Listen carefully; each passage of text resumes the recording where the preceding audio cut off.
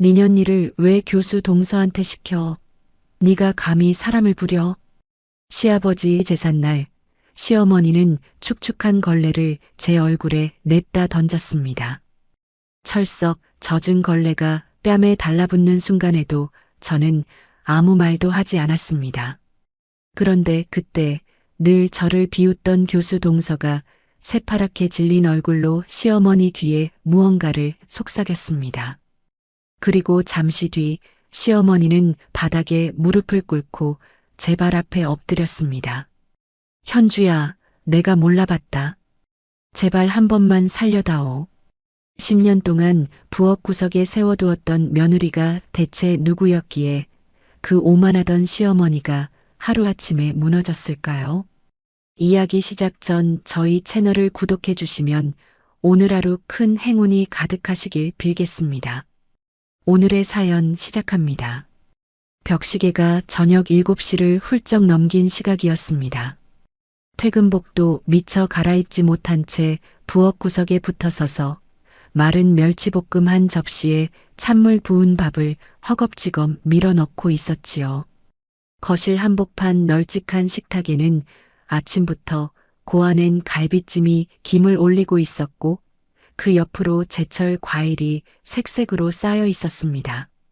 방금 도착한 둘째 며느리 미니와 그 남편 동준을 위한 상이었습니다. 제 밥그릇은 식탁에 오르지도 못했습니다. 싱크대 앞 물 튀는 자리에 서서 선체로 먹는 것이 제 자리였으니까요. 이름은 이연주, 그의 마흔이었습니다. 남들 눈엔 그저 월급 얼마 안 되는 회사원의 아내였지요. 하지만 제 아버지는 큰 사학재단의 이사장이었고 저는 그 재단 자금팀장이자 후계 수업을 받는 하나뿐인 딸이었습니다. 배경과 돈만 보고 달려드는 가식에 지쳐 제 진짜 신분을 조금도 모른 채 순하게 다가와 준 대학 선배 동의와 평범한 결혼을 택했던 겁니다. 소박하게 사람 대 사람으로 살고 싶었습니다. 그 선택이 이 부엌 구석까지 저를 밀어넣을 줄은 몰랐지요. 밥을 반도 못 비웠는데 시어머니가 성큼 다가왔습니다. 기름때가 두껍게 눌어붙은 프라이팬 3개를 싱크대 위로 신경질적으로 밀어 던졌습니다. 쨍 하고 알루미늄 부딪는 소리가 좁은 부엌을 울렸지요. 뭐하니? 이 기름때 당장 안 닦아? 손님 오셨는데 싱크대 꼴이 이게 뭐야? 네가 먹을 때야 지금? 어머니, 밥 한 숟갈만 더 먹고 바로 할게요. 금방 끝낼게요. 네가 지금 밥 타령할 처지야? 귀한 교수 동서는 상에 앉아 있는데 네가 뭐라고 먼저 목구멍에 밥을 넣어. 내 주제부터 알아. 주제. 시어머니 입에 붙은 말이었습니다. 저는 젓가락을 내려놓고 고무장갑을 꼈습니다. 손등이 이미 물일에 부르터 벌겋게 갈라져 있었지만 대꾸하지 않았습니다. 거실 상석에 앉은 미니가 우아하게 찻잔을 드는 소리가 등 뒤로 들려왔지요. 말리는 법이 없었습니다. 오히려 입가에 옅은 미소를 걸고 시어머니가 저를 몰아세우는 광경을 느긋하게 구경하고 있었습니다. 그 곁에서 동주는 형수의 처지 따위 안중에도 없다는 듯 휴대폰만 들여다보았지요. 형님, 물 튀잖아요. 이런 것도 아직 서툴러요? 제 옷에 튀면 곤란한데. 미니가 던진 그 한마디에 시어머니가 대뜸 제 편이 아니라 미니 편을 들었습니다. 그래, 저 미련한 손 좀 봐라. 설거지 하나 하면서 온 집안에 물을 뿌리니? 미니 옷에 한 방울이라도 튀면 네가 물어낼 거야? 정신 똑바로 차려. 미니의 옷은 저와 2걸음 넘게 떨어져 있었습니다. 물이 튈 자리가 아니었지요. 그래도 저는 죄송해요. 조심할게요. 하고 고개를 숙였습니다. 그 저녁 죄송하다는 말을 몇 번이나 했는지 셀 수도 없습니다. 산더미 같은 설거지를 밤 9시가 넘도록 붙들고 있을 때였습니다. 현관 도어락 소리가 나더니 남편 동희가 들어섰습니다. 야근을 마치고 온 사람이 넥타이도 못 푼 얼굴로 부엌 구석에서 고무장갑을 끼고 등을 굽힌 제 뒷모습을 보았습니다. 신발도 제대로 벗지 않고 성큼 들어와 제 허리에서 앞치마 끈을 거칠게 풀어냈습니다. 현주야, 그만해. 손 놔. 이 많은 걸 왜 당신 혼자 해? 밥은 먹었어? 괜찮아. 조금만 더 하면 끝나. 그냥 두면 또 말 나와. 안 괜찮아. 이건 아니야. 동희가 몸을 돌려 시어머니를 봤습니다. 어머니, 제발 사람을 직업으로 깎아내리지 마세요. 현주도 회사 다녀왔어요. 지금 밥 한 끼 제대로 못 먹고 이러고 있잖아요. 이게 며느리 대접입니까? 시어머니는 눈 하나 깜짝하지 않았습니다. 되레 목소리가 올라갔지요. 내가 뭘 깎아내려? 없는 건 없는 거고 못난 건 못난 거지. 가난한 친정에서 배운 게 없으면 몸으로라도 보태야 할 거 아니야.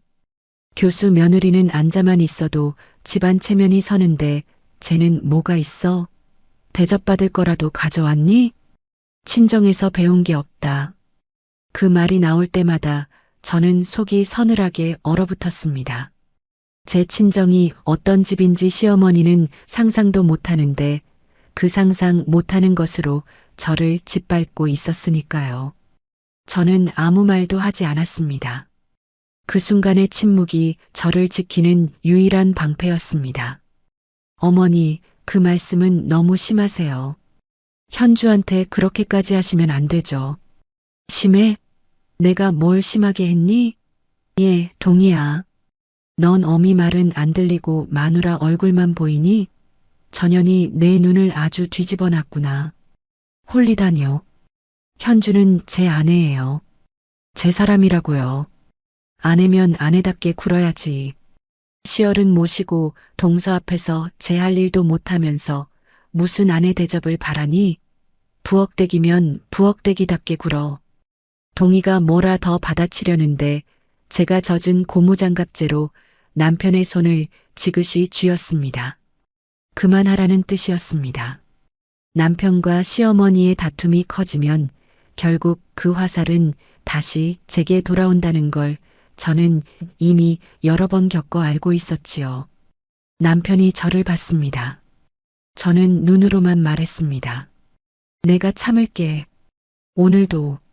동희가 입술을 깨물고 물러섰습니다.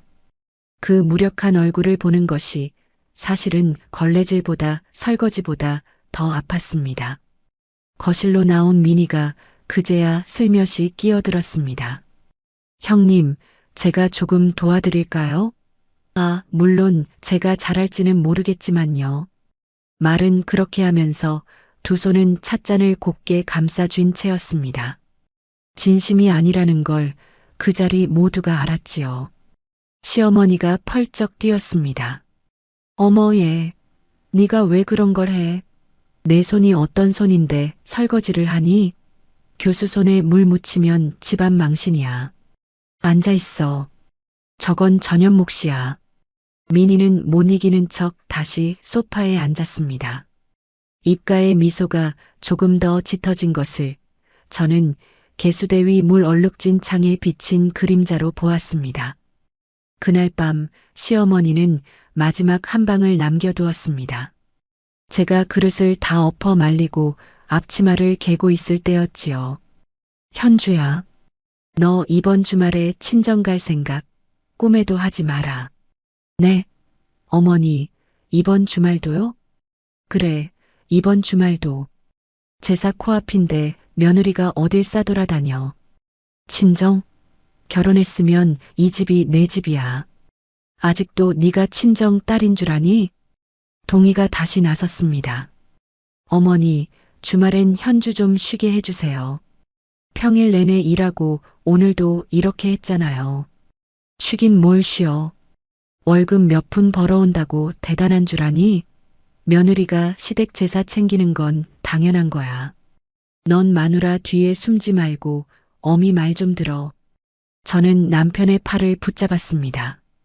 괜찮아. 안 가면 돼. 오늘은 더 말하지 마. 조용히 그렇게 말하고 물기 없는 손으로 남편의 손등을 토닥였습니다. 사실 친정이라야 제가 마음만 먹으면 언제든 갈 수 있는 곳이었습니다.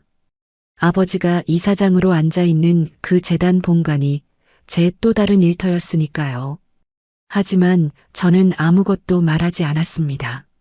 진심으로 받아들여지고 싶다는 욕심 하나 때문에 저는 제가 가진 모든 것을 등 뒤에 감추고 이 집의 가장 낮은 자리에 스스로 앉아 있었던 겁니다. 집으로 돌아오는 차 안에서 남편은 내내 운전대만 붙들고 있었습니다. 미안해, 현주야. 내가 또 못 막았어. 당신 이렇게 당하는 거 보면서도 제대로 끝을 못 내. 내가 너무 못났다. 당신 탓 아니야. 그래도 오늘 같은 말은 오래 남을 것 같아. 당신은 왜 매번 참기만 해? 나한테라도 화내.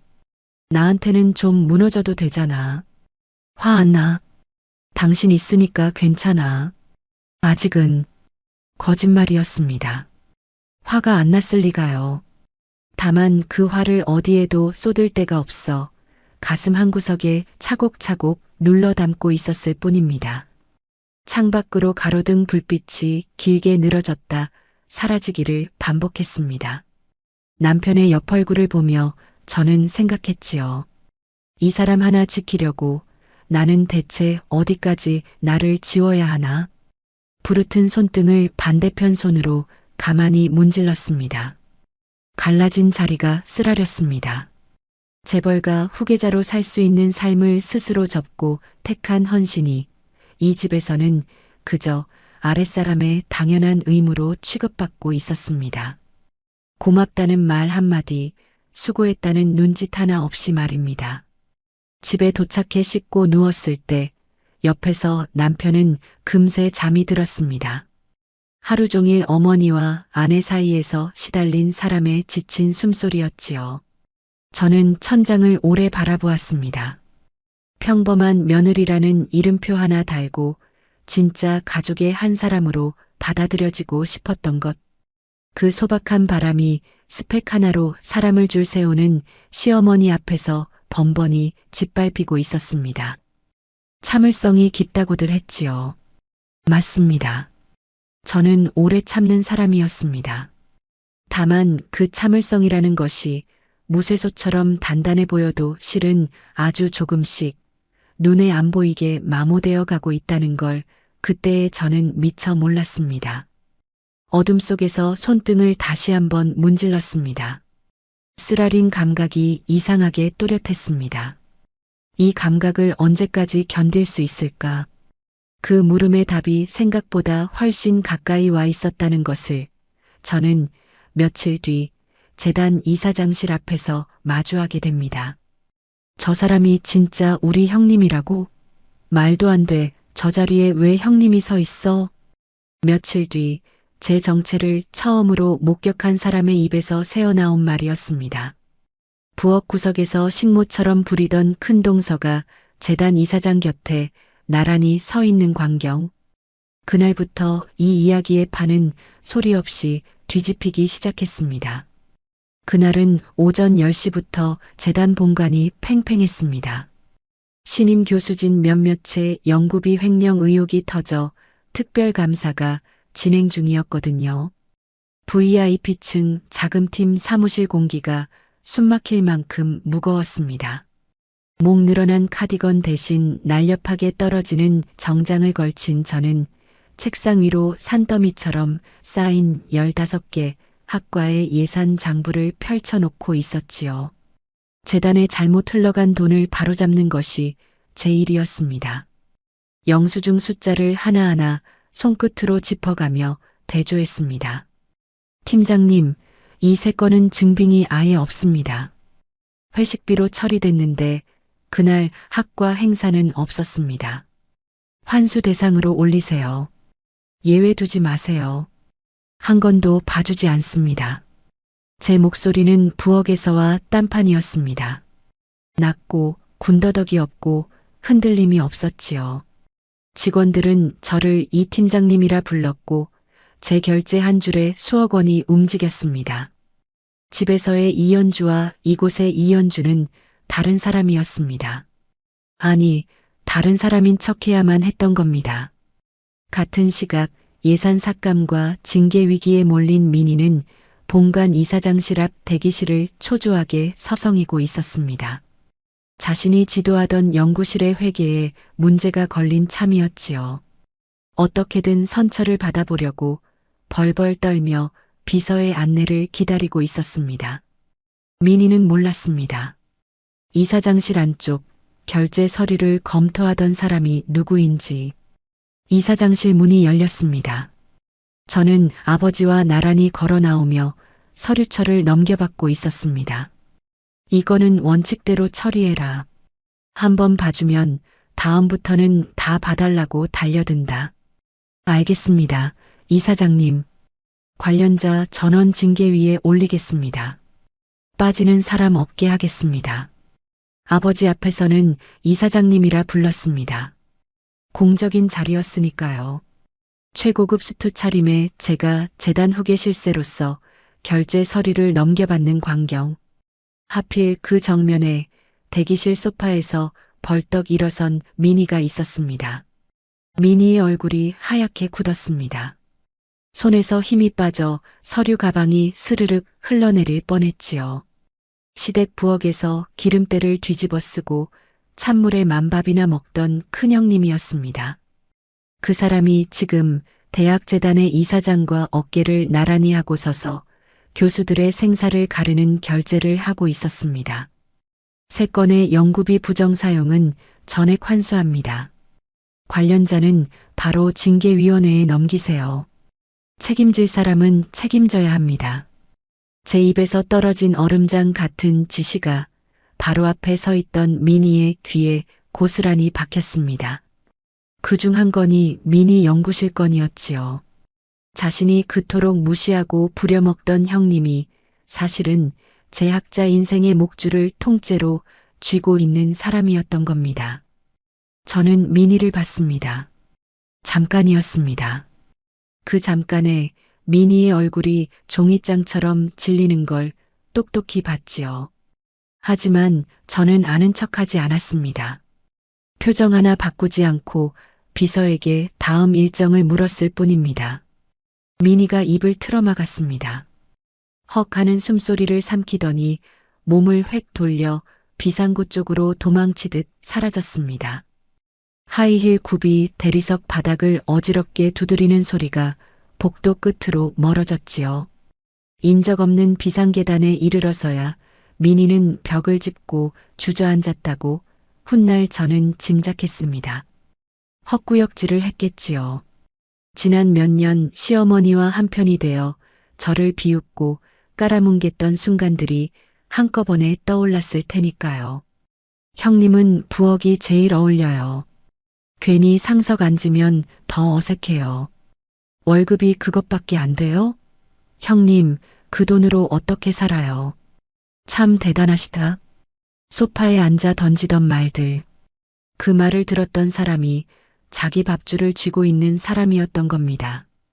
오직 교수라는 간판 하나로 시어머니의 총애를 독차지하며 누렸던 민희의 세상이 그 마주침 한 번에 모래성처럼 허물어졌습니다. 그날 오후 연구실로 돌아간 민희에게 이메일 한 통이 도착했습니다. 자금팀 명의의 예산 소명 요청서였지요. 발신자란에 찍힌 이름을 보고 민희는 키보드조차 제대로 두드리지 못했다고 합니다. 자금팀장 이연주. 이름 석자가 더 이상 만만한 형님이 아니라 생사여 탈권을 쥔 사람의 서명처럼 보였을 겁니다. 저는 그 이메일을 보내며 사적인 감정을 전혀 싣지 않았습니다. 소명 기한, 제출 서류 목록, 미제출 시 처리 방침. 딱 그것뿐이었지요. 하지만 받는 사람에게는 그 무미건조함이 오히려 더 서늘했을 겁니다. 이틀 뒤 가족 모임이 있었습니다. 시어머니가 소집한 자리였지요. 저는 다시 목 늘어난 카디건을 걸치고 낮은 자리에 앉았습니다. 아무것도 달라진 게 없는 척했습니다. 그런데 민희가 이상했습니다. 형님, 여기 앉으세요. 제가 저쪽으로 갈게요. 형님이 이쪽에 앉으시는 게 맞아요. 민희가 상석을 저에게 양보하려 들었습니다. 시어머니가 눈을 동그랗게 떴지요. 얘가 왜 이래? 거긴 내 자리야. 현주는 부엌 가까운 데 앉아야지. 왔다 갔다 해야 할 애가 왜 상석에 앉아? 아니에요, 어머니.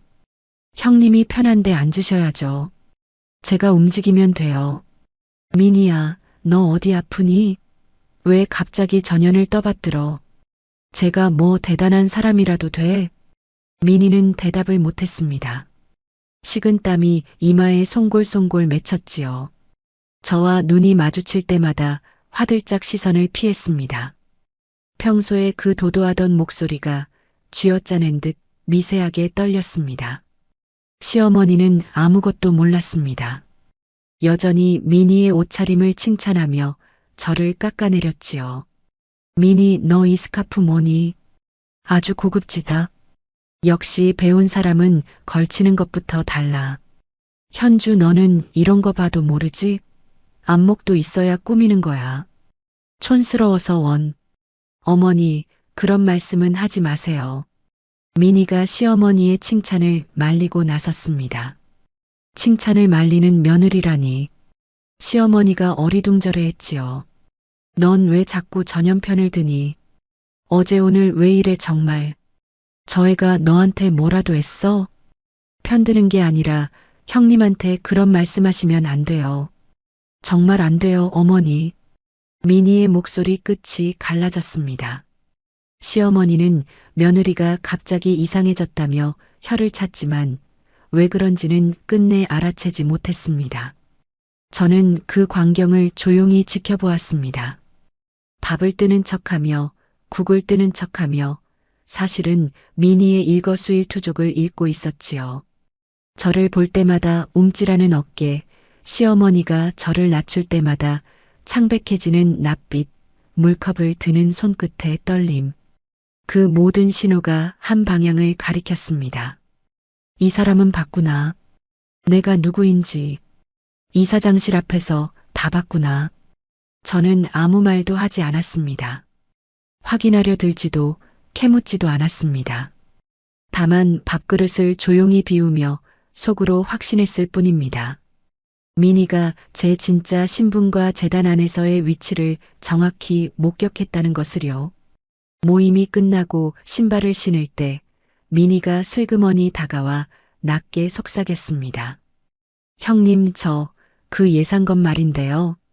제가 정말 몰랐어요. 회계 담당이 한 실수예요. 형님, 한 번만. 소명서 기한 안에 내세요.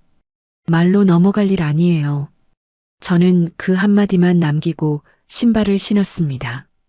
형님으로서가 아니라 자금 팀장으로서 한 말이었지요. 민희의 얼굴이 다시 하얗게 질렸습니다. 저를 붙잡고 싶은데 붙잡을 명분이 없어 손만 허공에서 머뭇거렸습니다. 집으로 오는 차 안에서 남편이 물었습니다. 오늘 민희 좀 이상하지 않았어? 갑자기 당신한테 왜 그렇게 굽실거려? 평소엔 쳐다보지도 않더니. 글쎄, 나도 모르겠네. 사람이 갑자기 달라지면 보통 이유가 있겠지. 저는 창밖으로 시선을 돌렸습니다. 남편에게조차 아직은 말하지 않았습니다. 언젠가는 말해야 한다는 걸 알면서도 그 언젠가를 자꾸 미루고 있었지요. 진심으로 받아들여지고 싶다는 그 오래된 욕심이 여전히 제 입을 막고 있었던 겁니다. 하지만 그날 저는 분명히 느꼈습니다. 판이 움직이기 시작했다는 것을요. 부엌 구석에 밀어 넣어졌던 며느리와 재단의 앞날을 결제하는 후계자. 그 둘 사이의 벽이 이제 저 혼자만의 비밀이 아니게 되었다는 것을요. 민이라는 균열이 생긴 이상 이 위태로운 균형이 오래 버티지 못하리라는 것을 저는 어렴풋이 알았습니다. 그리고 그 예감은 시아버지의 10주기 제삿날 산산이 현실이 됩니다. 동생 기죽이는 독한 년. 적금이든 전세금이든 당장 빼. 3천만 원 내놔.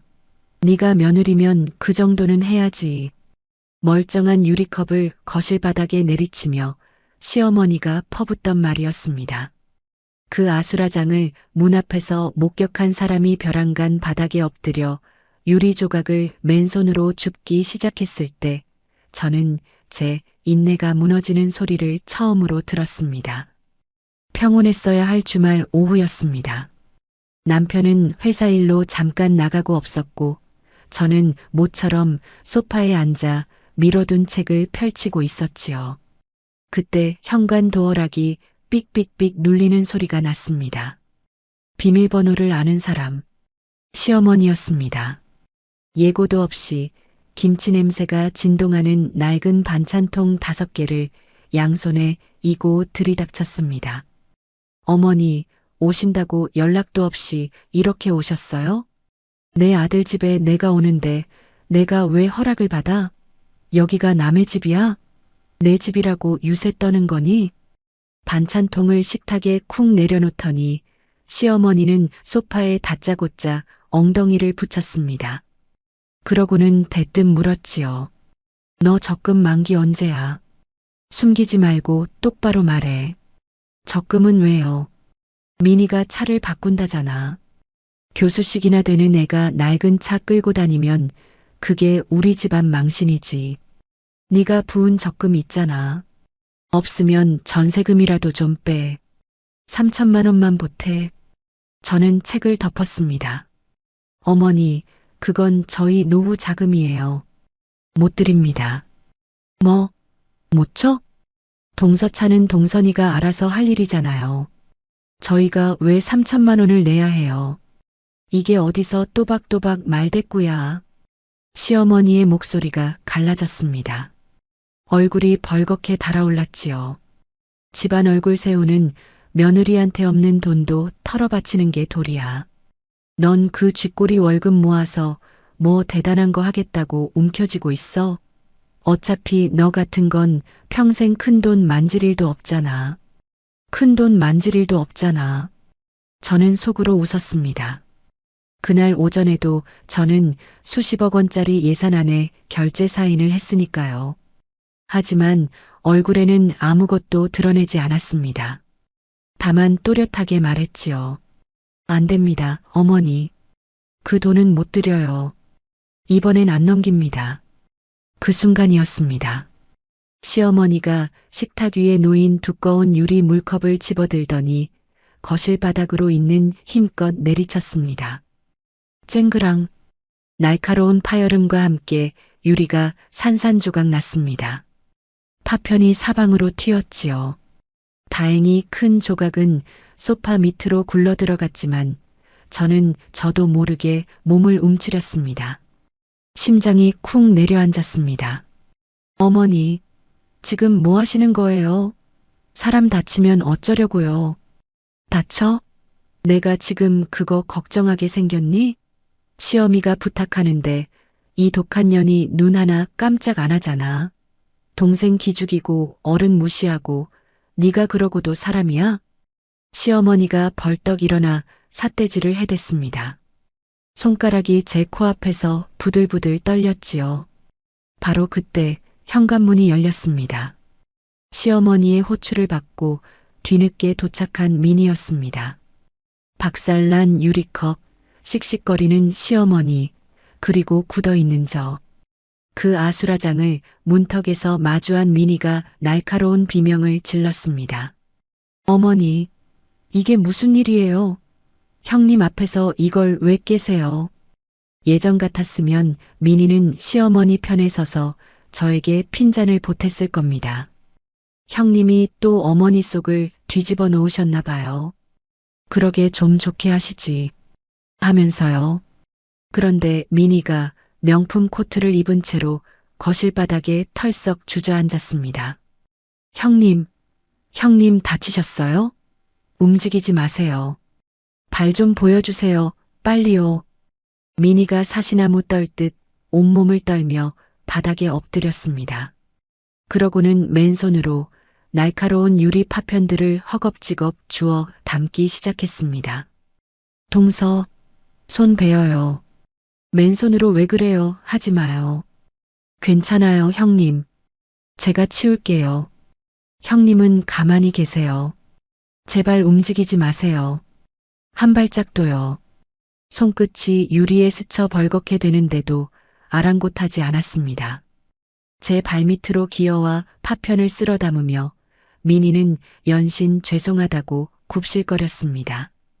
그 광경에 방금 전까지 씩씩대던 시어머니마저 입을 다물었습니다. 어리둥절한 얼굴로 며느리를 내려다보았지요. 예, 민희야. 너 지금 뭐 하는 거야? 내 귀한 손으로 왜 유리를 주워? 저건 전연히 치워야지. 제가 며느리 노릇을 해야 할 거 아니야. 아니에요, 어머니. 제가 할게요. 제가 치울게요. 어머니는 제발 가만히 계세요. 민희는 고개를 들지 않았습니다. 단 한 번도 제 눈을 마주치지 못한 채 숨죽여 울먹이며 파편만 주었습니다. 저는 그 과도하고 비정상적인 복종의 의미를 완벽하게 읽었습니다. 이사장실 앞에서 저를 본 사람, 자기 밥줄을 제가 쥐고 있다는 걸 아는 사람, 그 사람이 지금 시어머니 앞에서 필사적으로 제 비위를 맞추고 있는 겁니다. 시어머니가 저를 함부로 대하는 이 상황 자체가 민희에게는 공포였던 거지요. 귀한 교수 며느리 손 다치게 어딜 시켜. 너 정신이 있는 애야 없는 애야. 시어머니가 저에게 눈을 흘겼습니다. 마치 제가 민희에게 유리를 줍게 시키기라도 한 것처럼요. 저는 기가 막혔습니다. 어머니, 저는 하지 말라고 말리고 있잖아요. 지금 보이시는 대로만 보세요. 말리긴 뭘 말려. 내년이 눈으로 시켰겠지. 사람 앞에서 착한 척하지 마. 내 속이 얼마나 독한지 내가 모를 줄 아니? 그때 민희가 기겁을 하며 벌떡 일어나 시어머니의 팔을 붙들었습니다.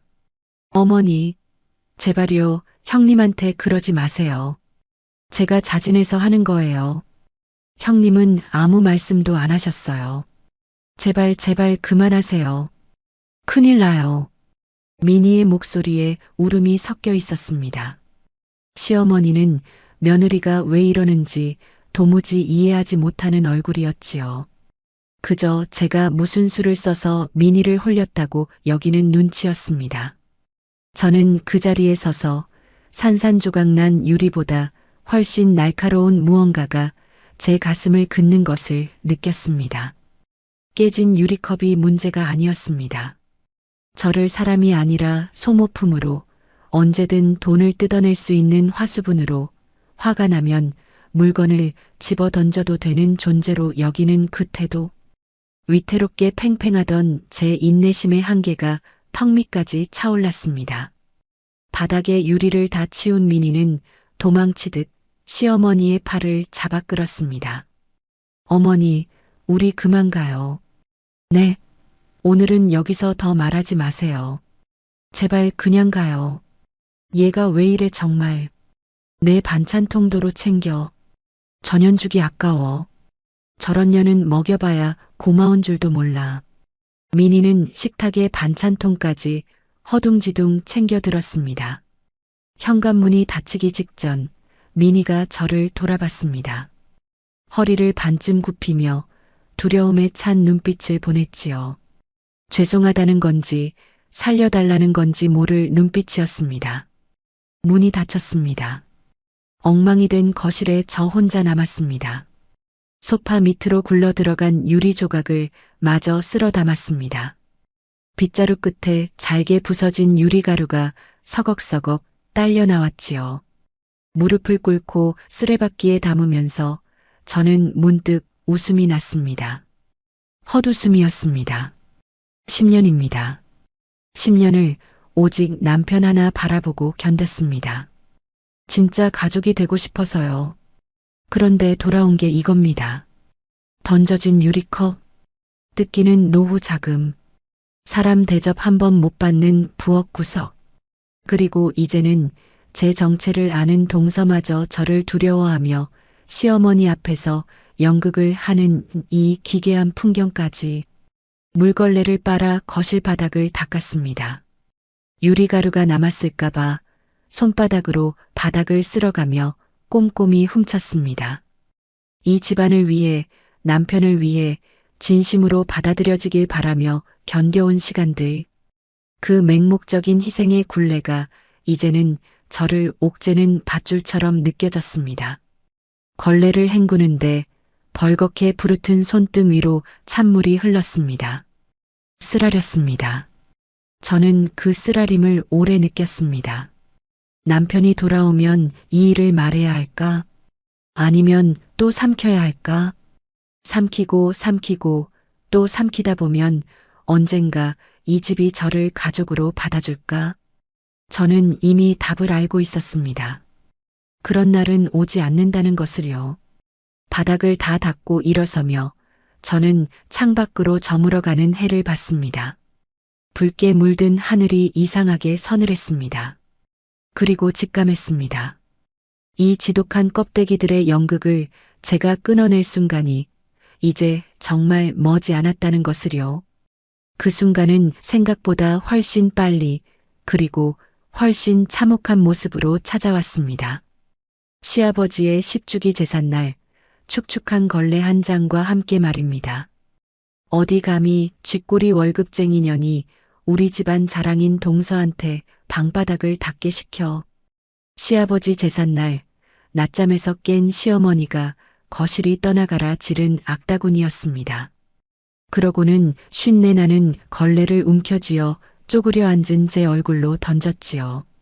10년을 삼켜온 인내가 형체도 없이 부서진 순간이었습니다. 한 달 뒤였습니다. 시아버지의 10주기 제사가 있던 날 저는 이른 오후부터 색바랜 낡은 앞치마를 두르고 좁은 부엌 바닥에 쪼그려 앉아 전을 부치고 있었습니다. 남편은 오전에 급한 외근이 잡혀 저녁 제사 전에 합류하기로 했지요. 온몸에 끈적한 기름 냄새를 뒤집어 쓴 채 저 혼자 부엌을 지켰습니다. 동태전, 육전, 호박전, 동그랑땡, 기름을 두르고 반죽을 올리고 뒤집기를 몇 시간째. 허리가 끊어질 듯 쑤셔올 무렵 현관 도어락이 열렸습니다. 미니가 최고급 한우 세트를 양손에 들고 헐레벌떡 들어왔습니다. 평소 같으면 고기를 툭 던져놓고 소파에 드러누워 리모컨이나 돌렸을 사람입니다. 그런데 짐을 내려놓기가 무섭게 코트도 벗지 않은 채 곧장 제 곁으로 왔습니다. 형님, 이거 이리 주세요. 제가 할게요. 동서, 왜 이래? 옷 다 버려. 아니에요. 제가 붙일게요. 형님은 좀 쉬세요. 미니가 제 손에서 뒤집개를 거의 빼앗다시피 가져갔습니다.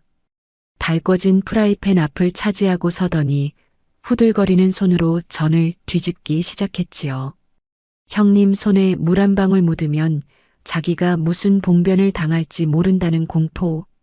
그 공포가 미니를 부엌 바닥까지 끌어내리고 있었습니다. 동서, 그러지 말고 이리 줘. 어머니 계시면 또 무슨 말씀하시려고.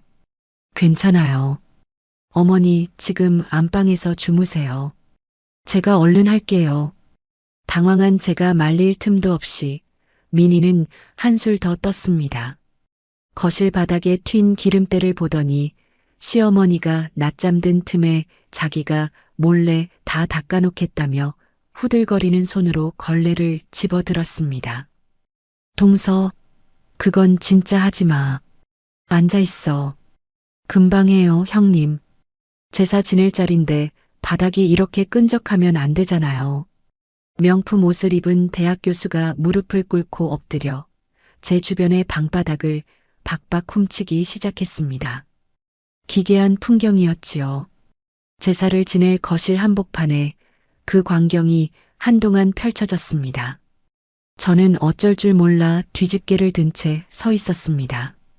말려도 듣지 않으니 방법이 없었지요. 하필 그때 인기척에 낮잠에서 깬 시어머니가 안방 문을 열고 나왔습니다. 집안의 기둥이자 귀한 교수 며느리라는 사람이 바닥을 기며 걸레질을 하고 있었습니다. 시어머니의 두 눈이 무섭게 부릅떠졌지요. 이게 무슨, 미니야, 너 지금 뭐 하는 거야? 미니가 화들짝 놀라 몸을 일으켰습니다. 어머니, 이게 아니라, 어디 감히, 쥐꼬리 월급쟁이 년이 우리 집안 자랑인 동서한테 방바닥을 닦게 시켜. 이 못돼 처먹은 년이.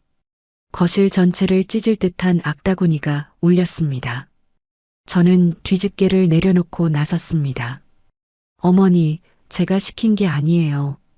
동서가 자진해서 하는 걸 제가 계속 말리던 참이에요. 말려? 말리는 년이 옆에서 구경만 하고 있어? 내 년이 눈치를 줬으니까 저 착한 애가 무릎을 꿇었지. 어디서 거짓말을 해? 이미 이성을 잃은 시어머니는 제 말은 듣지도 않았습니다. 성큼성큼 다가와 삿대질을 퍼부었지요. 미니가 기겁을 하며 시어머니의 팔을 붙들었습니다. 어머니, 아니에요. 제가 스스로 한 거예요. 형님은 정말 말리셨어요. 제발요, 어머니. 넌 저리 비켜. 전현 감싸지 마. 네가 마음이 고와서 그런 걸 전현이 이용해 먹는 거야. 시어머니가 미니를 거칠게 밀쳤습니다. 그러고는 싱크대 구석에 처박혀 있던 걸레를 움켜쥐었습니다. 걸레라기보다 걸레였던 것, 쉰내가 진동하는 축축하고 시커먼 헝겊이었지요. 며칠은 빨지 않은 듯 구정물을 잔뜩 머금은 것이었습니다. 어머니, 뭐 하시게요? 말이 채 끝나기도 전이었습니다. 축축하고 시커먼 걸레가 허공을 갈랐습니다. 피할 새도 없었습니다. 저는 부엌 어귀에 쪼그려 앉은 자세 그대로였고 걸레는 무자비한 힘으로 제 얼굴을 향해 날아왔습니다. 퍽! 둔탁한 소리와 함께 구정물을 머금은 걸레가 제 뺨을 강타했습니다. 시야가 잠깐 흐려졌습니다. 쉰내가 코를 찔렀지요. 끈적한 물기가 뺨을 타고 턱으로 흘러내렸습니다. 걸레는 제 얼굴을 치고 기름진 장판 바닥으로 툭 떨어졌습니다. 거실이 순식간에 얼어붙었습니다. 숨소리 하나 들리지 않았습니다. 미니는 두 손으로 입을 틀어막은 채 얼어 있었고 시어머니는 씩씩거리며 저를 노려보고 있었습니다. 이래도 네가 시킨 게 아니라고 잡아뗄 거야. 어디서 눈을 똑바로 뜨고. 저는 움직이지 않았습니다. 뺨에 남은 검은 얼룩, 코를 찌르는 악취, 턱을 타고 흐르는 구정물. 그 감각을 저는 온몸으로 느끼고 있었습니다. 그리고 그 순간 아주 조용하게 무언가가 제 안에서 부서지는 소리를 들었습니다. 10년이었습니다. 찬물에 만밥을 서서 먹으면서도 던져진 유리컵 앞에서도 뜯기는 노후 자금 앞에서도 삼켰습니다. 진심으로 받아들여지길 바라는 마음 하나로요. 그런데 이제 사람의 얼굴에 구정물 걸레가 날아왔습니다. 짐승한테도 하지 않을 짓이었지요. 저는 떨리는 손으로 뺨의 구정물을 천천히 닦아냈습니다. 손끝에 시커먼 물때가 묻어났습니다. 그리고 고개를 들었습니다. 그 순간에 제 눈빛이 어땠는지 저는 나중에 미니의 표정을 보고서야 알았습니다. 미니가 저를 보더니 숨을 헉 들이켰거든요. 마치 무언가 무서운 것을 본 사람처럼요. 더 이상 핍박받는 불쌍한 며느리의 눈이 아니었습니다. 이 역겨운 착취를 끝장내려는 얼음처럼 싸늘한 분노만이 거기 타오르고 있었습니다. 어머니, 제 목소리가 낮게 깔렸습니다. 방금 저한테 이 걸레 던지셨어요? 그래, 던졌다. 왜 어쩔 건데? 시어미가 며느리 버릇 고치겠다는데. 버릇이요. 저는 천천히 일어섰습니다. 무릎을 펴는 동안 앞치마 자락에서 기름이 뚝뚝 떨어졌습니다. 시어머니는 여전히 씩씩거렸지만 어딘가 불안한 기색이 스쳤습니다. 평소 같으면 죄송하다며 고개를 숙였을 며느리가 오늘은 다르게 일어섰으니까요. 현주, 너 눈 그거 안 깔아?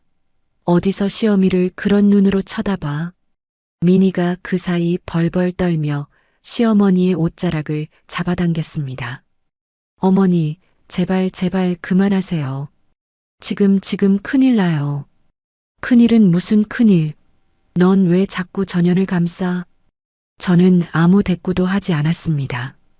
다만 뺨을 마저 닫고 앞치마 끈에 손을 가져갔습니다. 그때였습니다. 현관 도어락이 열리는 소리가 났습니다. 남편이었습니다. 외근을 마치고 제사 시간에 맞춰 돌아온 남편이 현관에서 신발을 벗다 말고 그 광경을 봤습니다. 아내의 얼굴에 검은 얼룩, 발치에 떨어진 축축한 걸레, 코를 찌르는 쉰내, 그리고 씩씩거리는 어머니와 바닥에 주저앉아 벌벌 떠는 재수 씨. 남편의 얼굴이 하얗게 굳었다가 순식간에 벌겋게 달아올랐습니다. 이게 뭐야? 낮게 뱉은 그 한마디에 거실 공기가 팽팽하게 당겨졌습니다. 현주야, 당신 얼굴에 그거 뭐야? 저는 대답하지 못했습니다. 아니, 대답할 필요가 없었습니다. 남편의 시선이 제 뺨에서 바닥의 걸레로 다시 어머니의 손으로 옮겨갔으니까요. 시어머니의 손끝이 아직 축축하게 젖어 있는 것을 남편은 놓치지 않았습니다. 어머니가 현주 얼굴에 저걸 던지셨어요? 시어머니는 아들의 기세에 순간 흠칫했지만 이내되레 목소리를 높였습니다. 그래, 전연이 귀한 동서한테 방바닥을 닦게 시켰단 말이다. 시어미가 훈계 좀 한 게 뭐가 잘못이야. 저는 그 순간 앞치마를 벗기로 마음먹었습니다. 10년을 두르고 있던 저를 부엌 구석에 묶어두던 그 낡은 앞치마를요. 그리고 남편에게 말하기로 했습니다. 제가 누구인지, 이제껏 무엇을 숨기고 살아왔는지, 턱을 타고 흐르던 마지막 구정물 한 방울이 앞치마 위로 떨어졌습니다. 저는 남편의 눈을 똑바로 봤습니다. 그리고 입을 열려는 그 순간 바닥에 엎드려 있던 민희가 사색이 된 얼굴로 몸을 날렸습니다. 시어머니의 바짓가랑이를 향해서였습니다. 어머니, 지금 그 입 다무세요. 저 형님이 우리 대학재단 이사장 외동딸이에요. 바닥에 엎드려 시어머니의 바짓가랑이를 붙든 채 민희가 귓속말로 토해낸 말이었습니다. 방금까지 제 얼굴에 걸레를 던지며 씩씩대던 시어머니가 그 한마디에 핏기가 싹 가시며 제 발밑으로 무너져 내렸지요. 10년의 판이 뒤집힌 순간이었습니다. 뺨에 닿았던 축축하고 차가운 걸레가 기름진 바닥으로 툭 떨어지고 쉰내 섞인 구정물이 제 턱을 타고 흘러내렸습니다. 거실엔 숨소리조차 들리지 않는 정적이 내려앉았지요. 저는 곧바로 반격하지 않았습니다. 쪼그려 앉았던 자세에서 반쯤 몸을 일으킨 채 뺨을 타고 흐르는 구정물을 그대로 두었습니다. 닦지 않았습니다. 그 서늘하고 긴 정적 속에서 지난 10년의 모욕이 한꺼번에 밀려왔습니다. 찬물에 만밥, 던져진 유리컵, 뜯긴 노후 자금, 그리고 이 걸레. 눈가가 저도 모르게 붉게 젖어들었습니다. 슬퍼서가 아니었습니다. 이 모든 것이 이제 끝난다는 이상하게 차가운 확신 때문이었습니다. 무거운 정적을 깬 건 남편이었습니다. 이게 무슨 짓입니까? 남편이 구두도 제대로 벗지 못한 채 거실로 뛰어들었습니다. 짐승 같은 괴성에 가까운 소리였지요. 제 앞을 굳건히 가로막고 서서 시어머니를 향해 삿대질을 했습니다. 어머니, 도대체 제정신이에요. 사람 얼굴에 걸레를 던져요? 그것도 며느리한테. 이게 사람이 할 짓이에요. 시어머니가 아들의 기세에 흠칫 놀랐습니다. 하지만 이내 적반하장으로 핏대를 세웠지요. 넌 또 마누라 편이야. 저 귀한 교수 며느리가 무릎을 꿇고 바닥을 닦는데 쥐꼬리 월급쟁이인 전현이 뻣뻣이 서서 구경만 했다니까. 그게 말이 돼? 어머니, 교수 며느리 손에 물 한 방울 안 묻히려고 이 어미가 얼마나 애를 쓰는데 전현이 그걸 다 망쳐놨어. 남편이 삿대질하는 어머니의 손을 거칠게 쳐냈습니다. 다시 폭발하려는 찰나였지요. 바로 그때 바닥에 엎드려 있던 민희가 사색이 된 얼굴로 몸을 날렸습니다. 민희는 시어머니의 바지가랑이를 결사적으로 붙들었습니다. 거의 울음이 터질 듯한 흉한 얼굴로 시어머니의 다리에 매달렸지요. 어머니, 제발, 제발 그 입 좀 다무세요. 지금 이러시면 안 돼요. 제발요. 주변이 떠나가라 악을 썼습니다. 영문을 모르는 시어머니가 며느리의 손을 뿌리치려 했습니다. 얘가 미쳤나? 며느리 앞길 막는 년 편을 왜 들어? 나, 이거 안 나. 어머니, 제발. 민희가 사시나무 떨듯 떨리는 손으로 시어머니를 억지로 바닥에 끌어내렸습니다. 그러고는 거친 숨을 몰아쉬며 시어머니의 귓가에 입술을 바짝 밀착시켰습니다. 다급한 목소리로 속삭였지요. 어머니, 저 형님이 저를 지금 당장 교수직에서 길거리로 나앉게 할 수 있는 사람이에요. 뭐? 저 형님이 제가 다니는 대학재단 이사장님 외동딸이에요. 후계자라고요. 교수들 목숨줄을 다 쥔 사람이에요. 어머니가 지금 그 사람 얼굴에 걸레를 던진 거예요. 식모 취급하며 짓밟던 눈앞의 큰형님이 자신의 학자 인생을 통째로 쥐고 있는 재단 후계실세라는 진실. 그 끔찍한 사실이 귓속말로 시어머니의 귀에 쏟아졌습니다. 짧고 치명적인 폭로였습니다.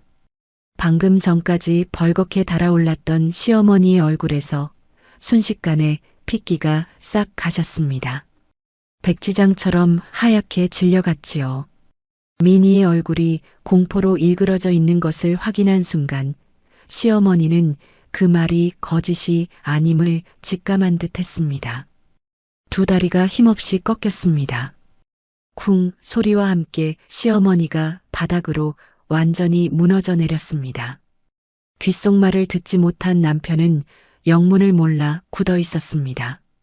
어머니가 왜 갑자기 넋이 나갔는지, 민희가 왜 저러는지 이해하지 못하는 얼굴이었지요.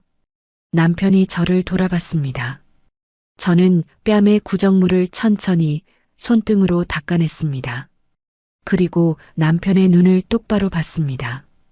동희야. 응. 내가 오래 숨긴 게 있어. 지금 말할게.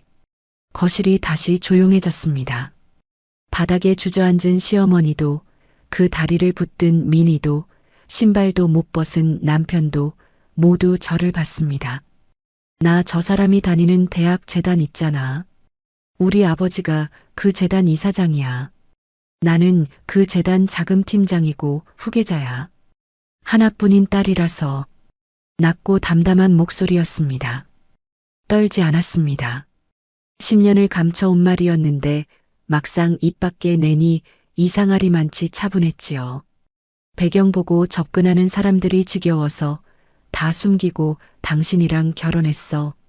당신은 내가 누구인지 몰랐으니까. 순수하게 나를 봐준 사람이었으니까. 미안해.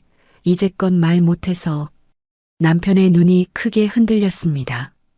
아내가 재벌가 딸이라는 것보다 아내가 이 집에서 10년을 어떤 취급을 받으며 그걸 다 숨기고 견뎌왔는지가 한꺼번에 밀려온 얼굴이었지요. 입술이 달싹였지만 말이 나오지 못했습니다. 그리고 그때였습니다.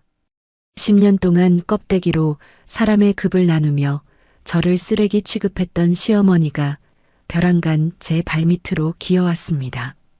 기름때 묻은 제 바짓단을 두 손으로 부여잡더니 짐승처럼 엎드렸습니다. 현주야. 아이고, 우리 현주야. 이 못난 시어미가, 이 눈먼 시어미가. 손바닥이 닳도록 싹싹 비비기 시작했습니다. 방금 전까지 삿대질하던 그 손으로 이제는 제 바짓단을 붙들고 빌었지요. 내가 눈이 멀어서 헛것을 봤다. 네가 그렇게 귀한 사람인 줄 내가 어찌 알았겠니? 아이고, 제발 한 번만, 이 어미를 한 번만 살려다오. 처절한 통곡이었습니다. 콧물이 흐르고 이마가 바닥에 닿도록 조아렸지요.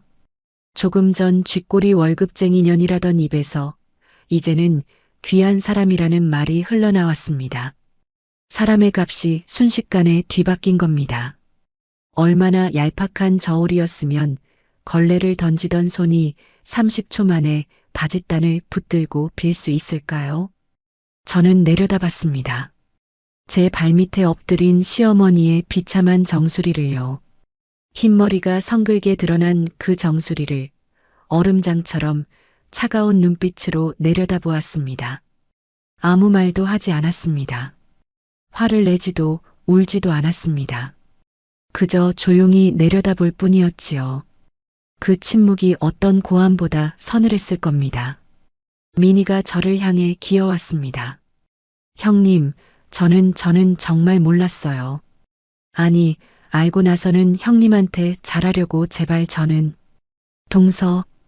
저는 민희의 말을 잘랐습니다. 단 한마디였지요. 손 씻어. 유리 줍다가 다친데 덧나. 민희가 멈칫했습니다. 제 목소리에는 아무 감정도 실려 있지 않았습니다. 그 무감정함이 민희를 더 얼어붙게 만들었지요. 아내의 충격적인 고백과 어머니의 천박한 태도, 돌변을 동시에 마주한 남편이 참지 못하고 헛구역질을 했습니다. 깊은 환멸이었습니다. 남편은 제 바짓단을 붙들고 있는 어머니의 손을 매몰차게 걷어찼습니다. 놓으세요. 동희야. 예, 내 아들아. 네가 좀 말려다오. 내가 잘못했다고 좀. 놓으라고요. 남편의 목소리가 떨렸습니다. 분노와 환멸과 참담함이 뒤섞인 목소리였지요. 어머니가 아들에게 매달리려 하자 남편은 몸을 뒤로 뺐습니다. 마치 더러운 것을 피하듯이요. 저는 발밑에 엎드린 시어머니를 마지막으로 한 번 더 내려다봤습니다. 10년이었습니다. 저 사람이 저를 어떻게 대했는지 그 10년이 정수리 위로 겹쳐 보였습니다. 그리고 깨달았습니다. 저는 이제 저 사람을 미워할 힘조차 남아있지 않다는 것을요. 미움이 아니라 완전한 무관심. 그것이 제 안에 남은 마지막 감정이었습니다. 어머니. 제가 조용히 불렀습니다. 시어머니가 젖은 얼굴을 번쩍 들었습니다. 기대에 찬 눈이었지요. 살려달라는, 봐달라는 눈이었습니다. 저는 그 눈을 똑바로 보며 말했습니다. 제사 마저 지내세요. 저는 갑니다. 그 한마디를 남기고 저는 앞치마 끈에 손을 가져갔습니다. 10년을 두르고 있던 낡은 앞치마를요. 뒤에서 시어머니의 통곡이 다시 터졌지만 저는 더 이상 돌아보지 않았습니다. 어머니는 이제 제 어머니가 아닙니다. 다시는 우리 부부 곁에 얼씬거리지 마세요. 바닥에 엎드려 울부짖는 어머니의 정수리 위로 남편이 내리꽂은 사자후였습니다. 배경이 아니라 사람을 택하겠다던 그 한마디에 저는 10년의 굴레가 완전히 끊어졌음을 실감했지요. 발밑에 엎드린 시어머니의 통곡이 거실을 가득 채웠습니다. 저는 단 한 걸음도 물러서지 않은 채 그 비참한 애원을 냉정하게 흘려들었습니다. 현주야, 아이고 우리 며느리. 내가 잘못했다. 앞으로는 상석에 모실게. 매일 진지도 내가 차려줄게. 제발 한 번만. 상석에 모신다. 진지를 차려준다. 조금 전까지 저를 부엌 구석에 세워두고 찬물에 만밥을 먹이던 사람의 입에서 나온 말이었습니다.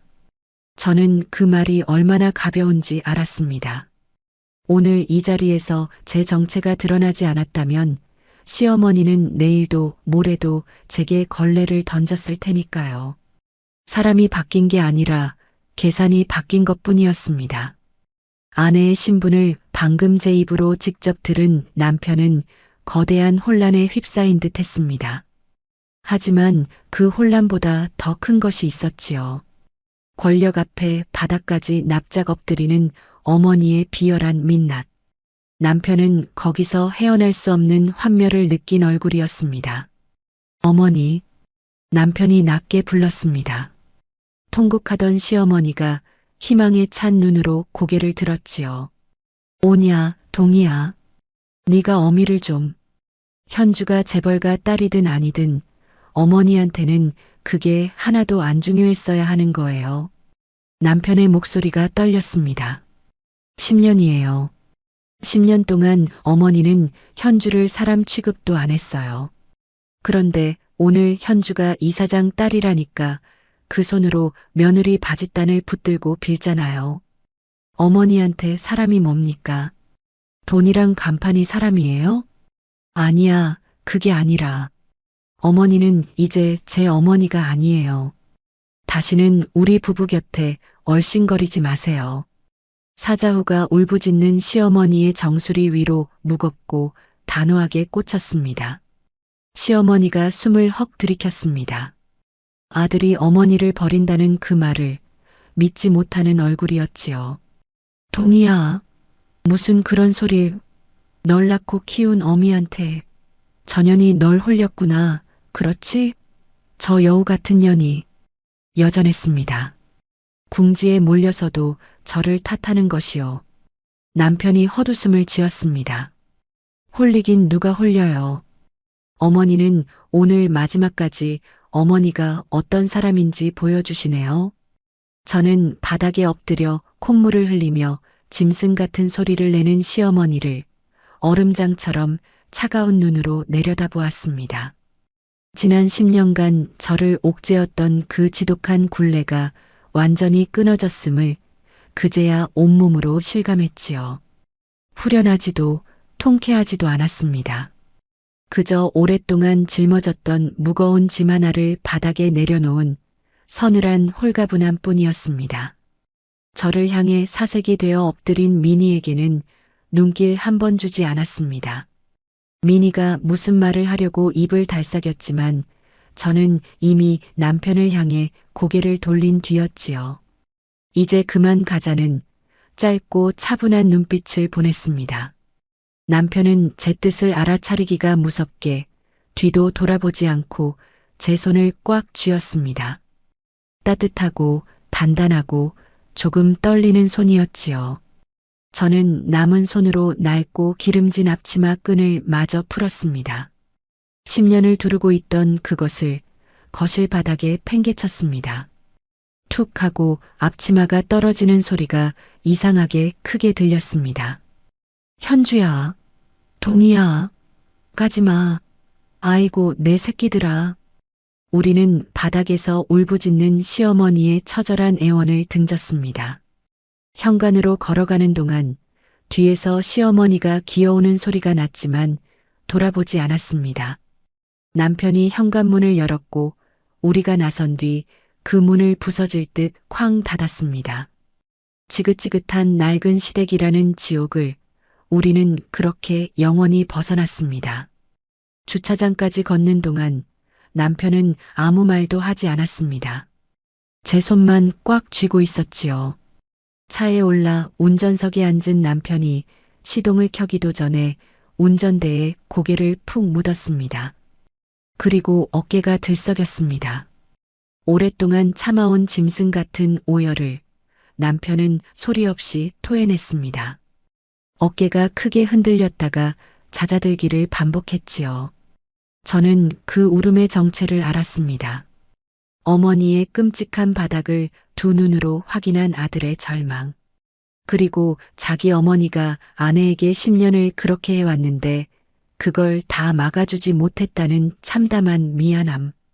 그 두 가지가 뒤엉킨 눈물이었습니다. 저는 조수석에서 손을 뻗어 남편의 넓은 등을 가만히 쓸어내렸습니다. 조용하게, 따뜻하게요. 울어. 참지 말고. 한참을 그렇게 울던 남편이 붉어진 눈으로 고개를 들어 저를 봤습니다. 현주야, 나는 왜 몰랐을까? 당신이 그렇게 힘든 걸 재벌집 딸이었다는 것보다 당신이 그 부엌에서 10년을 그러고 있었다는 게 더 말을 잇지 못하고 남편이 다시 눈시울을 붉혔습니다. 저는 남편의 손을 잡았습니다. 당신은 늘 내 편이었어. 그거면 됐어. 나는 그거 하나 보고 견딘 거야. 당신이 이사장 딸이라니 나는 사실 아직도 실감이 안 나. 그런데 현주야. 남편이 제 손을 두 손으로 감쌌습니다. 당신이 재벌가 딸이든 그냥 평범한 회사원이든 나한테 당신은 그냥 당신이야. 내가 평생 지켜야 할래 안 해. 그거 말고는 아무것도 안 중요해. 떨리는 목소리였습니다. 배경을 알고 나서 마음이 달라진 게 아니라 오히려 그 배경 때문에 아내가 감당했을 외로움을 더 아파하는 사람의 목소리였지요. 신분을 숨기고 멸시를 버텨낸 지난 10년이 결코 헛되지 않았음을 증명하는 한마디였습니다. 저는 그 순수함 하나를 보고 이 사람과 결혼했고 그 순수함이 10년이 지난 지금도 그대로였던 겁니다. 제 가슴속 깊은 상처가 눈 녹듯 씻겨 내려갔습니다. 고마워, 동희야. 고맙긴 뭐가 고마워. 미안하지. 아니야. 당신이 지금 이렇게 말해주는 거, 그게 나한테는 10년을 다 갚고도 남아. 저는 웃었습니다. 오랜만에 아무 계산 없이 웃었지요. 남편도 붉어진 눈으로 따라 웃었습니다. 남편이 시동을 걸었습니다. 차가 주차장을 빠져나와 도로로 올라섰지요. 차창 밖으로 밤거리의 불빛들이 스쳐 지나갔습니다. 가로등도 상점 간판도 신호등도 그 어느 때보다 선명하게 반짝였습니다. 10년 동안 늘 무겁게 가라앉아 있던 시댁에서의 밤길과는 전혀 다른 밤이었지요. 운전대를 잡은 남편의 옆얼굴이 든든하고 단단해 보였습니다. 저는 그 옆얼굴을 오래 바라봤습니다. 휴대폰이 울렸습니다. 시어머니였습니다. 저는 화면을 잠깐 보다가 그대로 전원을 껐습니다. 남편이 곁눈으로 그 모습을 보더니 말했습니다. 잘했어. 오늘은 아무한테도 방해받지 말자, 우리. 응. 가식과 허위로 얼룩진 과거의 껍데기를 저는 미련 없이 벗어던졌습니다. 부엌대기 며느리라는 이름표도 낡은 앞치마도 진심으로 받아들여지길 바라며 참아온 그 오랜 갈망도요. 이제 저는 저 자신을 온전히 사랑해준 사람과 함께 진짜 제 삶의 궤도로 들어서고 있었습니다. 차가 속력을 높였습니다. 밤길이 시원하게 뒤로 밀려났지요. 저는 창문을 조금 내렸습니다. 차가운 밤바람이 뺨을 스쳤습니다. 몇 시간 전 그 뺨에 구정물 걸레가 날아왔다는 것이 벌써 아득한 예실처럼 느껴졌습니다. 집으로 돌아가는 길 내내 우리는 많은 말을 하지 않았습니다. 그저 손을 맞잡은 채 나란히 앞을 보고 달렸지요.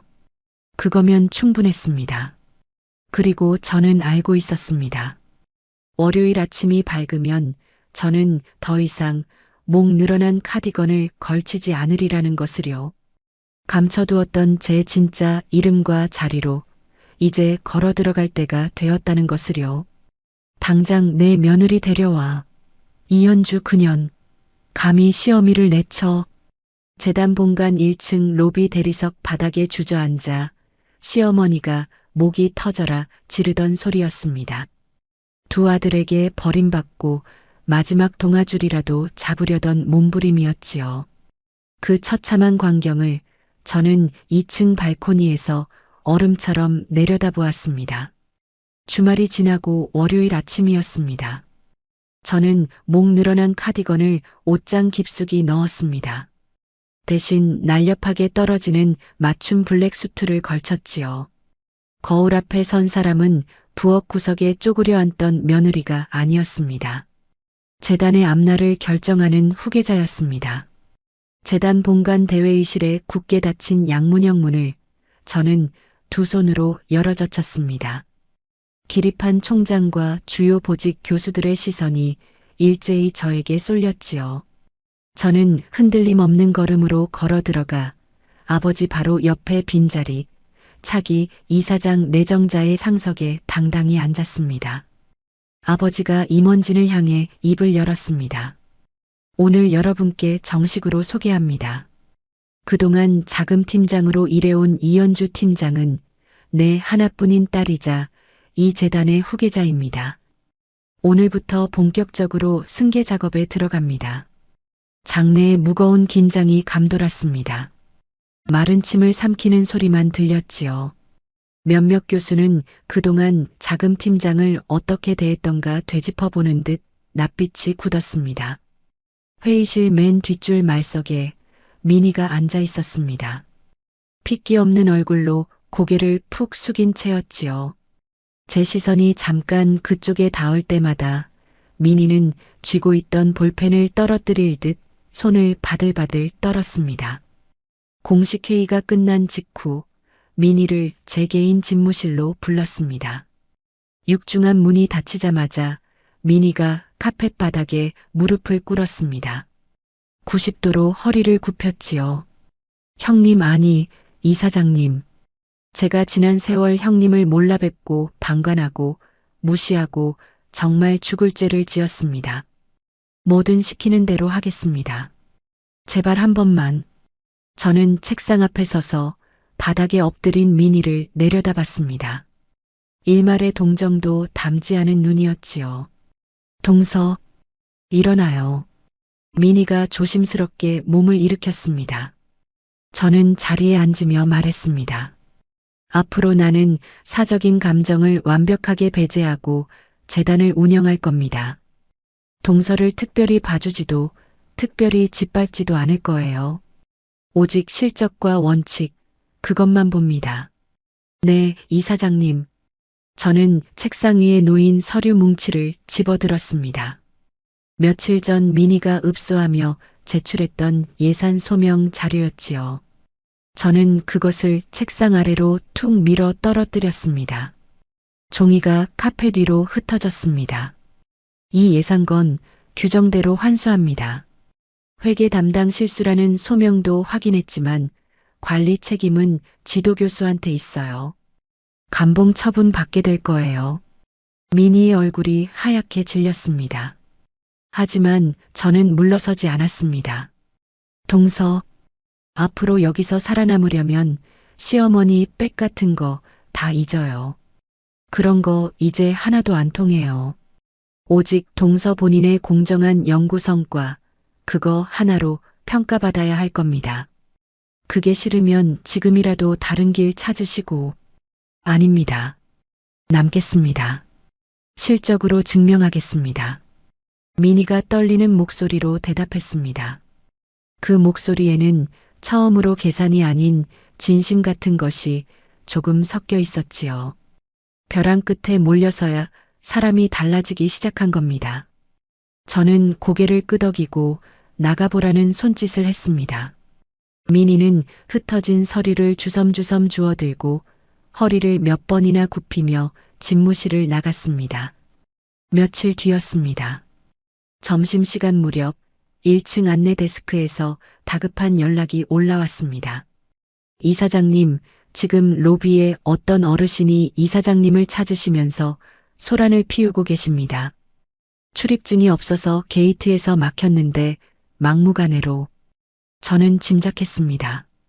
두 아들 내외에게 완벽하게 절연당하고 도끼가 오른 시어머니였지요. 마지막 동아줄이라도 잡으려는 심산으로 제가 일하는 재단 본관까지 밀고 들어온 겁니다. 2층 내부 발코니로 나섰습니다. 난간 아래로 로비가 훤히 내려다 보였지요. 시어머니가 대리석 바닥에 주저앉아 있었습니다. 보안 게이트 앞에서 막힌 채 제 이름을 함부로 불러대고 있었지요. 이연주, 당장 나와. 내가 내 시험인데 어디서 나를 막아. 당장 며느리 데려와. 교직원들이 웅성거리며 그 광경을 지켜봤습니다. 점심을 먹으러 나가던 학생들도 걸음을 멈췄지요. 시어머니는 아랑곳하지 않고 바닥을 치며 악을 썼습니다. 내가 전현을 키운 시어미야. 며느리가 시어미를 내쳐. 세상에 이런 법이 어딨어. 이연주 이 나쁜 년. 평소 동네에서 그렇게 고상한 척 교수 며느리 자랑을 늘어놓던 사람이었습니다. 그 사람이 지금 남의 회사 로비 바닥에 주저앉아 머리를 풀어 헤치고 행패를 부리고 있었지요. 저는 발코니 난간을 짚고 그 광경을 차갑게 내려다봤습니다. 화가 나지도 통쾌하지도 않았습니다. 그저 서늘했지요. 곁에 선 보안팀장에게 조용히 눈짓을 보냈습니다. 규정대로 처리하세요. 알겠습니다, 이사장님. 보안 요원들이 시어머니에게 다가갔습니다. 정중하지만 단호하게 양쪽에서 부축하듯 팔을 잡았지요. 어르신, 여기서 이러시면 안 됩니다. 밖으로 모시겠습니다. 이거 내 며느리 만나야 돼. 이연주 나오라 그래. 시어머니가 발버둥을 쳤습니다. 보안 요원들이 게이트 밖으로 안내했지만 소라는 그치지 않았습니다. 바닥에 다시 주저앉아 소리를 지르고 지나가는 사람들을 붙들고 하소연을 늘어놓았지요. 결국 규정에 따라 보안팀이 경찰에 신고했습니다. 잠시 뒤 경찰이 도착했습니다. 시어머니는 경찰의 손에 이끌려 본관 밖으로 나갔습니다. 끝까지 제 이름을 부르며 허공에 삿대질을 하면서요. 점심시간을 맞아 로비 주변에 몰려든 교직원과 학생들이 그 비참한 광경을 빠짐없이 목격했습니다. 수군거림이 번졌지요. 저분 누구셔? 이사장님 아신다는데?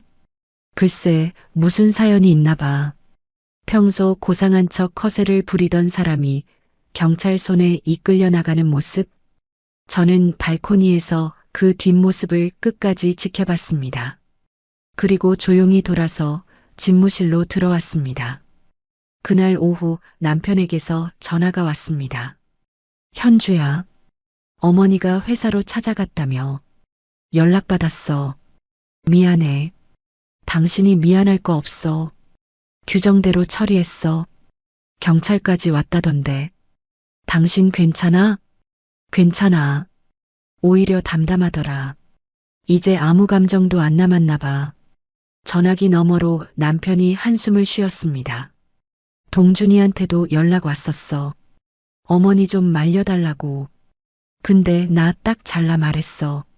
나는 이제 관여 안 한다고. 어머니 일은 어머니가 감당하실 일이라고. 둘째 아들 동준마저 어머니에게 등을 돌린 셈이었습니다. 아내 미니의 위기와 어머니의 몰락 앞에서 동준은 끝내 어머니 편에 서지 못했지요. 편안한 자리만 지키던 사람이 이번엔 자기 아내와 형을 따라 어머니를 외면한 겁니다. 시어머니는 그렇게 두 아들 모두에게 버림받았습니다. 저는 이미 미니에게도 엄명을 내려둔 터였습니다. 어떤 이유로도 시어머니의 연락을 받지 말라고요. 미니는 철저히 몸을 사렸습니다. 자기 밥줄이 걸린 이상 시어머니 편을 든다는 건 상상도 못할 일이었지요. 이 치욕스러운 소동은 시어머니가 평소 며느리들을 비교하며 알량한 체면을 세우던 동네 부녀의 사람들 사이에도 고스란히 소문으로 퍼졌습니다. 교수 며느리 하더니 정작 큰 며느리가 재벌집 딸이었다더라.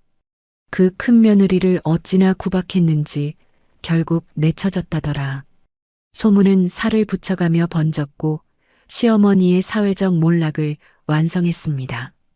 그날 밤 텅 빈 낡은 빌라 거실에 홀로 남은 시어머니는 두 아들의 번호만 바라봤다고 합니다.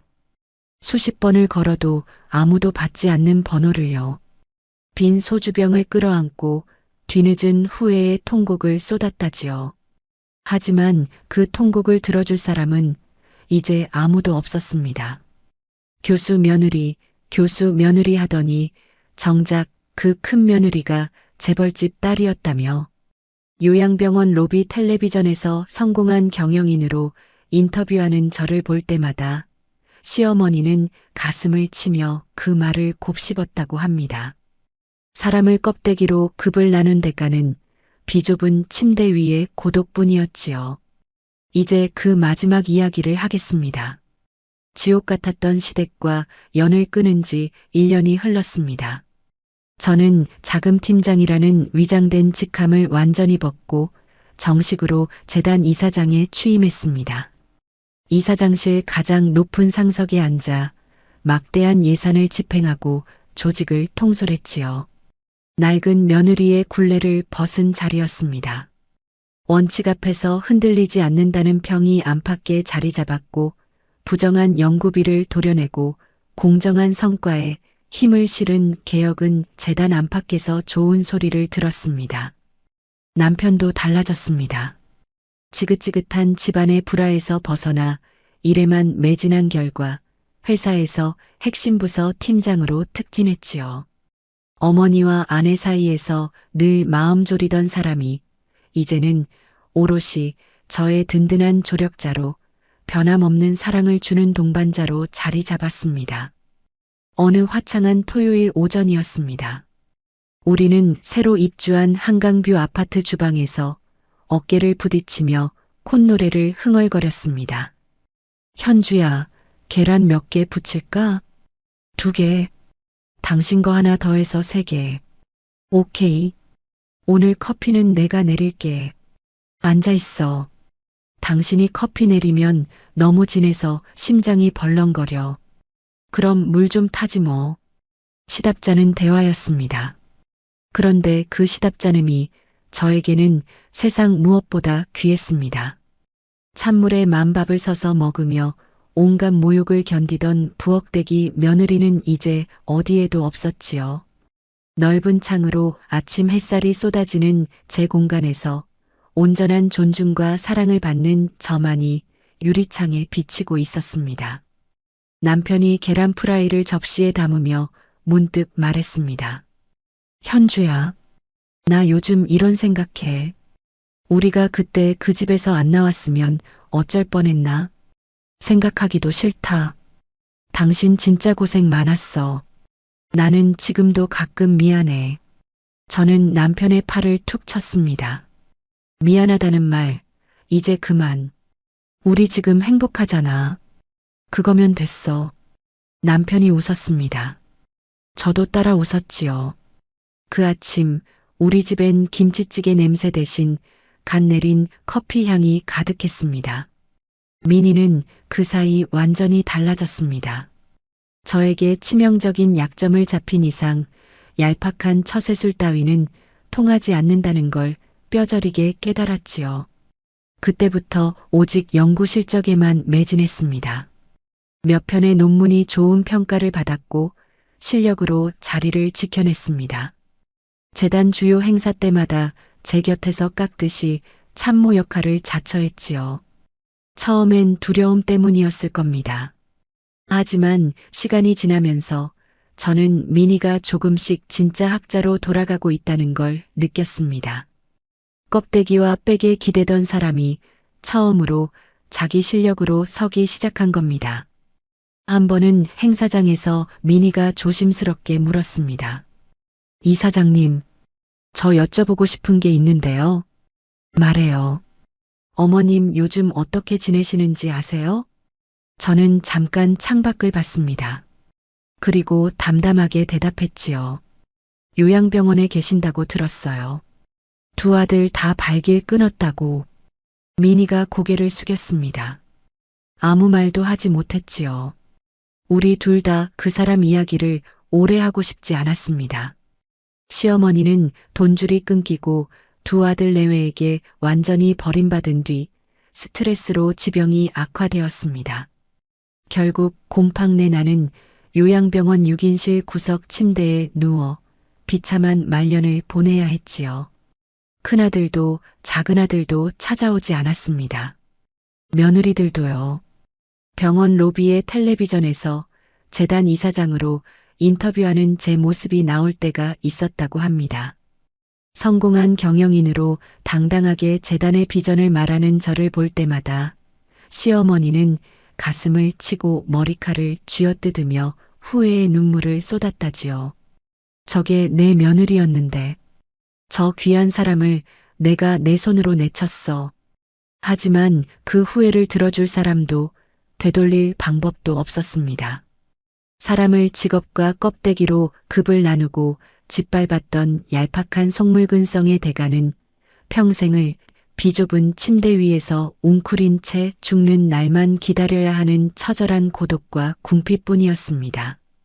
저는 그 소식을 전해 들었을 때 아무 감정도 느끼지 않았습니다. 미워할 힘도 고소해야 할 마음도 남아있지 않았지요. 다만 조용히 생각했습니다. 사람이 사람을 값으로 매기면 언젠가 그 저울이 자기 자신을 겨눈다는 것을요. 시어머니는 평생 그 저울로 남을 재다가 끝내 그 저울 위에 스스로 올라선 겁니다. 눈부신 가을 햇살이 대운동장 단상을 비추던 날이었습니다.